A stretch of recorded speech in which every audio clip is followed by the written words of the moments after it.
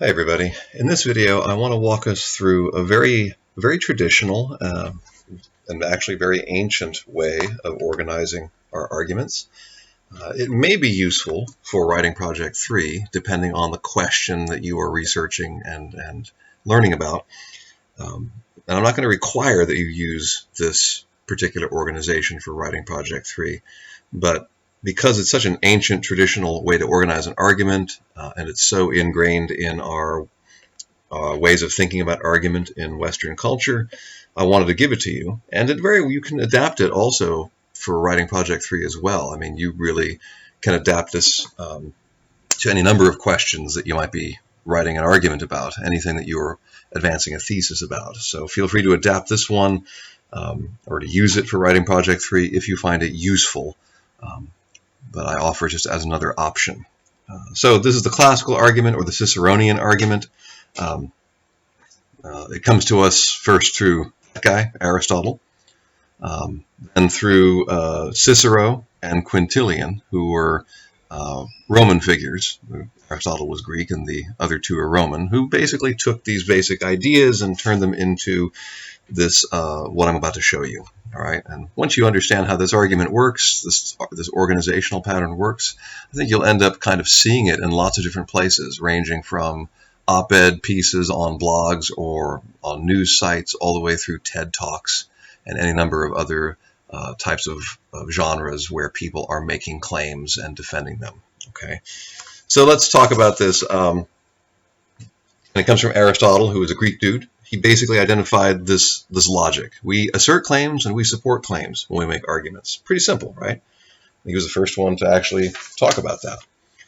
Quintilian and Cicero, they were the Roman ones. They took that basic idea and they, as Romans tended to do, developed it into a system. Romans loved to systematize things and organize things.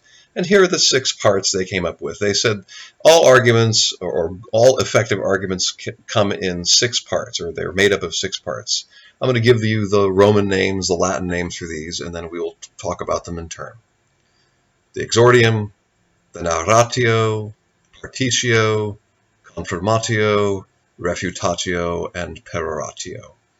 Notice that with the exception of the first one, if you tack an N on to any of these words, you get words we use in English: narration, partition, confirmation, refutation, peroration. We actually also use exordium in English, but you may be less familiar with that term. So let's talk about them one at a time. 6-part argument usually works in this order, right? Through those 6 parts in this order. So exordium comes first. That's the opening of the argument. We can think of it as like the very beginning of a traditional introduction. It gains our interest and our investment in the topic. And we can use various strategies for the exordium. We can use some sort of striking, relevant fact that the audience probably doesn't know about or that challenges their preconceptions. Not just a random fact, but something that really challenges their likely preconceptions about the topic.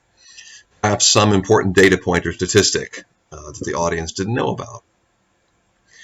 Perhaps some memorable or vivid anecdote or personal story that illustrates the issue. For writing Project 3, it might be that if you decide to adapt parts of this 6-part organization, maybe some sort of personal anecdote would be really useful. Then narratio usually would come next. This is, if you think about narratio, it's narration. What is narration? It's storytelling, right? So you think of narration as the background story, the backstory of the question or the issue. It educates your readers on the relevant background of the problem, part of the introduction, really. You define and describe the problem clearly.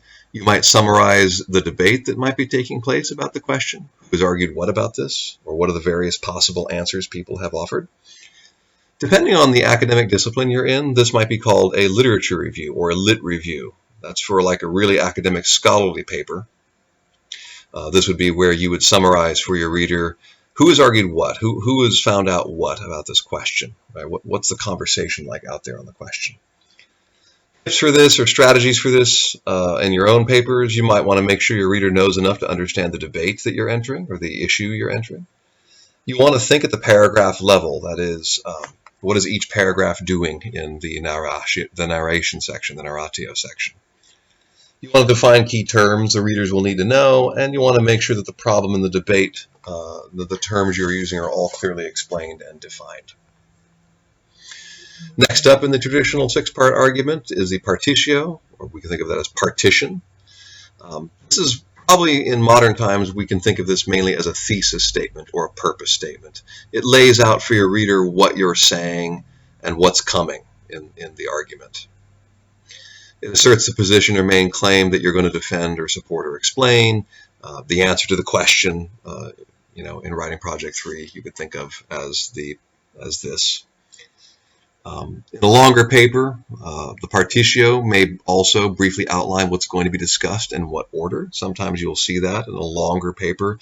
A writer might not only tell you, hey, here's what I'm claiming, here's what I'm arguing, but they may also say, in this paper, to make my argument, here's what I'm going to do. And they actually briefly explain what they're going to do in the paper, what they're going to talk about first, what's going to come after that, and so on. And generally, partition or partitio usually comes right after the narratio, right? So you've laid out your backstory in the narratio, and now you're telling your readers, here's what you're arguing, and here's how you're going to do it. Here's how you're going to make your argument. If you are thinking of using this organizational pattern, some strategies for this, you can mark your thesis statement with a clear signal phrase like this. In this paper, I will argue that, or here's the answer I've discovered in researching, or in what follows, I will argue that. And again, be specific and defined in your terms. By the time you assert your main point or the answer to your question, your reader should already know what your terms mean. You've already defined them for us. You can briefly explain what you're going to do in the paper if you feel like that would help the reader follow your argument. Then comes the confirmatio, or the proof. We can think of this as the body, right, the middle of the paper. And as the name suggests, this is where you support your thesis, your answer with specific reasons and evidence. And it usually comes right after the partitio, sort of after the thesis statement. Shows your reader why your position or argument is persuasive and plausible, why your answer, why your claim is a reasonable one. And some strategies for this. You organize the body of your paper, the confirmatio for your paper, by paragraphs and by individual supporting claims. Break it down into the individual supporting claims you need to prove that thesis or to justify your answer. You want to use the meal structure for paragraphs to support your claims. Always in body paragraphs, think about that meal structure. Cite evidence from credible sources. I mean, that's how you got your answer, right? Ideally, you got your answer, you got your argument from concluding things from the sources that you've read. So this is really where you're going to pull on those sources to support your point. You want to explain and analyze the evidence you've provided to show how it makes your case.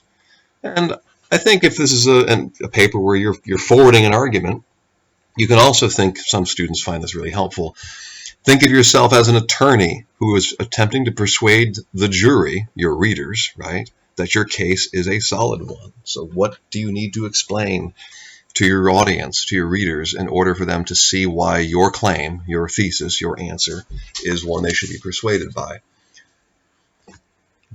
Then after this, you would do the refutatio. This is the fifth of the 6 parts of the traditional argument. And as it sort of suggests, this is refutation. This is where you would consider any major objections or counter-arguments to your thesis. This might be especially true if you are making an argument where it's pretty obvious that people would disagree with what you're saying, right? Where they could object to what you're saying. In Writing Project 3, if you were to adapt this 6-part outline, this might be a place where you consider, if not objections, possibly alternative points of view or alternate answers, and you might address them. In this section, you would summarize the various objections and possibly the basic reasons people would hold those objections, and then you'd respond to them. Pretty simple. Summarize an objection, respond to the objection. Strategies for this, and this is especially true if you're writing about an issue where people might really disagree about stuff, and most issues worth writing about are arguable. That is, you can disagree with what people might say. Some strategies would be for you, first of all, fairly summarize your objections. We don't want to be unfair when we summarize objections. We want to frame them accurately and fairly. If you have any particular sources that help illustrate potential objections, this would be a good time to cite them in your paper. You want to explain the basic reasoning of the objections. You don't have to go into huge detail, but it's nice to be able to explain to your reader that you understand the basic arguments that are against what you have said. And then you'll want to respond to those objections clearly and persuasively. Of course, you want to show that you understand the objections, but you also want to show that you can respond to them fairly and thoughtfully.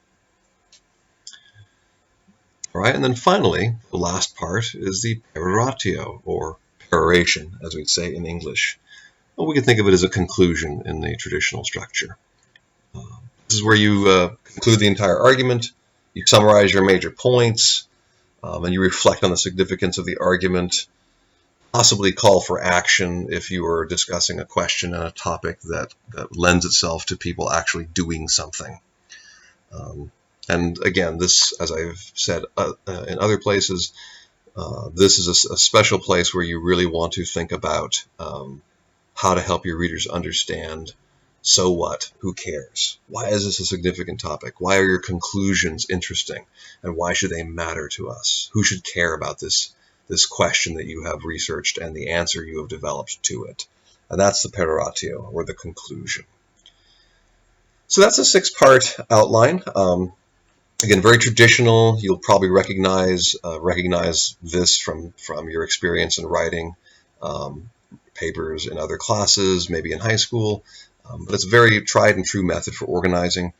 And you can adapt it to Writing Project 3, although I don't presume that every one of your questions out there and every one of your papers out there would need to use exactly this 6-part outline, but I give it to you as a help and another tool in your toolbox.